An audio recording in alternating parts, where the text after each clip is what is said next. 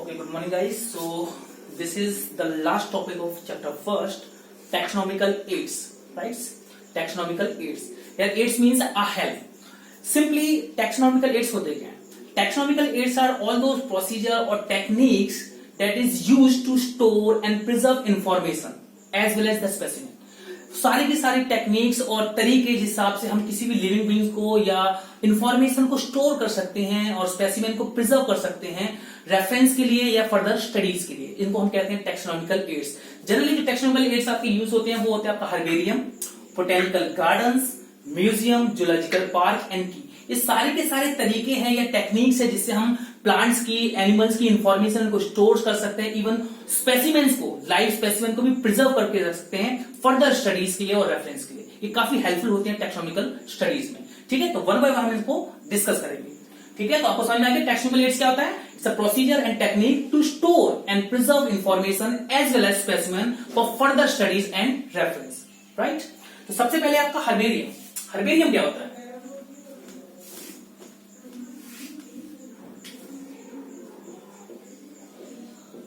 आपने स्कूलों में भी काफी ज्यादा हर्बेरियम बनाए भी होंगे. तो हर्बेरियम क्या होता है? Herbarium is a store house of plant that is dried, pressed and preserved. ठीक है, for further studies on seed, on paper seed, right. तो हर्बेरियम क्या होता है? प्लांट का स्टोरेज होता है. प्लांट की स्टेम्स को, इवन लीव्स को हम प्रेस करते हैं, ड्राई करते हैं, सुखाते हैं और उसे प्रिजर्व करके रखते हैं पेपर सीट के ऊपर. इसी को आप कहते हो हर्बेरियम. ठीक है, ये क्या हो गया आपका? Store house of plant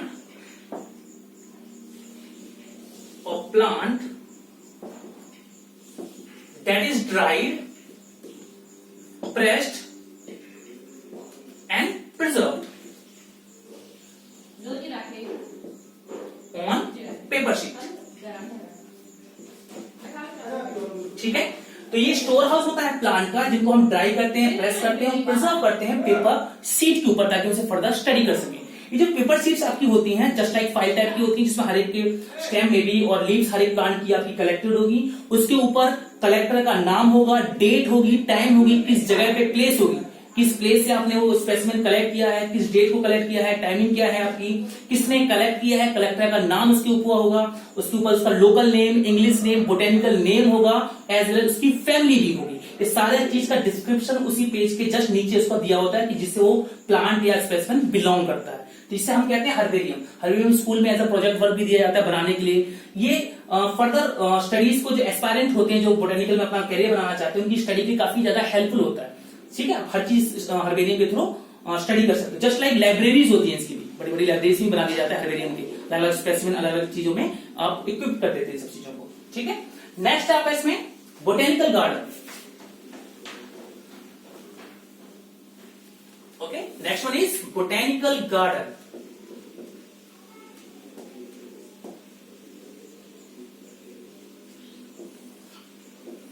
okay, चलिए बोटेनिकल गार्डन क्या होते हैं? अब बोटेनिकल गार्डन आपके वो बोटेनिकल गार्डन आपके सुरक्षित आपके वो गार्डन्स होते हैं जहां पे प्लांट की स्पीसीज को उगाया जाता है और उसकी स्टडी की जाती है. हर एक प्लांट में एक लेवल होगा कि कौन सी फैमिली से बिलोंग करता है, उसका बायोलॉजिकल बोटेनिकल नेम क्या है आपका प्रॉपर, तो वो सब की जानकारी आपको इसमें होगी. इसमें जनरली बड़े पैमाने पे जस्ट लाइक आप समझ लो ये गार्डन्स होते हैं, प्रिजर्व्ड गार्डन होते हैं जिसमें किसी का आना जाना मतलब मना होता है, और लाइव प्लांट्स इसमें होते हैं और लेबल्ड प्लांट होते हैं जिसमें बोटेनिकल नाम उसका होगा, उसका फैमिली का नाम भी होगा उस प्लांट का. जैसे कि सबसे famous botanical garden, famous as well as सबसे बड़ा, जनरली क्यू के अंदर एट क्यू में है, जो इंग्लैंड में है. ठीक है, अगर हम भारत की बात करें तो द इंडियन बोटेनिकल गार्डन जो कहां पे स्थित है? हावड़ा, कोलकाता, वेस्ट बंगाल में. ठीक है, ये कहां पे स्थित है? हावड़ा, कोलकाता, वेस्ट बंगाल.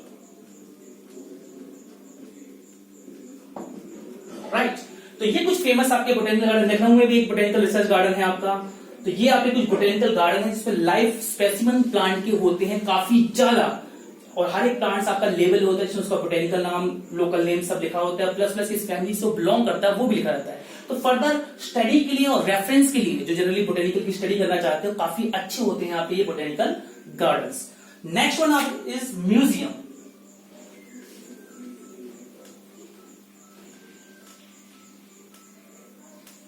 और म्यूजियम क्या होता है?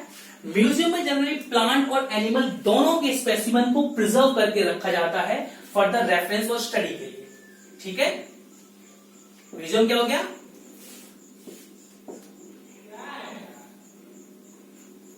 Collection of plants and animal specimen for reference. ठीक है, रेफरेंस एंड स्टडी।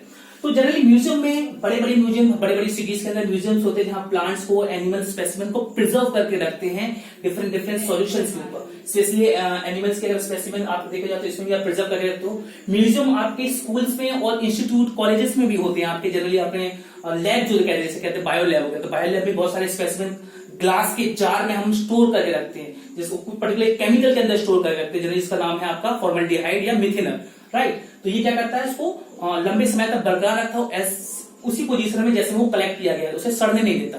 तो ये सारे के सारे म्यूजियम आपके बायो लैब्स स्कूल्स में और कॉलेजेस में भी बनाए जाते हैं आपके, और बड़े पैमाने पे सिटीज में भी आपके म्यूजियम होते हैं जिसमें प्लांट एनिमल के स्पेसिमन प्रिजर्व करके रखे जाते हैं फर्दर स्टडी के लिए और रेफरेंस के लिए। ठीक है, next one is your zoological park.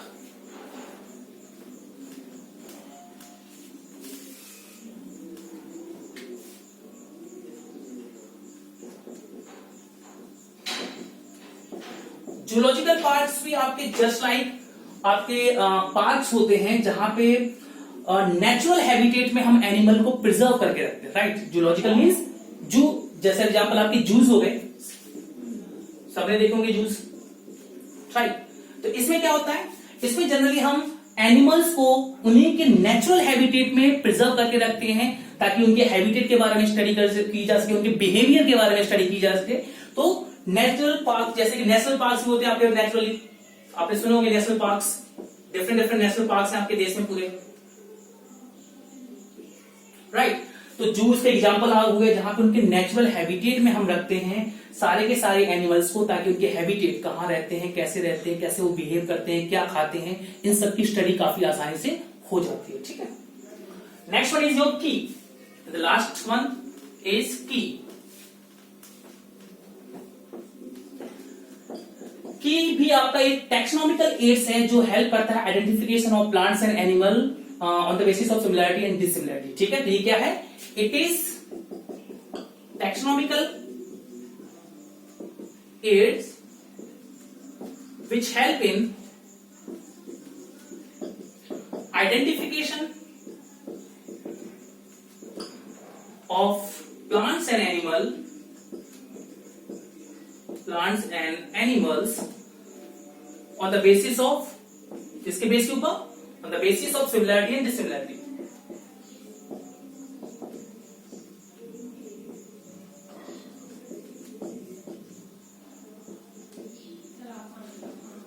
ठीक है, जनरली इसमें ग्रुप ऑफ कीज होती है जिसे आप कपलेट कहते हो, और ये काफी स्टडी होती है टैक्सोनॉमिकल स्टडी में, फैमिलीज से रिलेटेड, जीनस से रिलेटेड डिफरेंट टैक्सोनॉमिकल की यूज होती हैं फैमिली से रिलेटेड, जीनस और स्पीसीज को आइडेंटिफाई करने के लिए, चाहे वो प्लांट से बिलोंग करती हो चाहे वो एनिमल से बिलोंग करती है।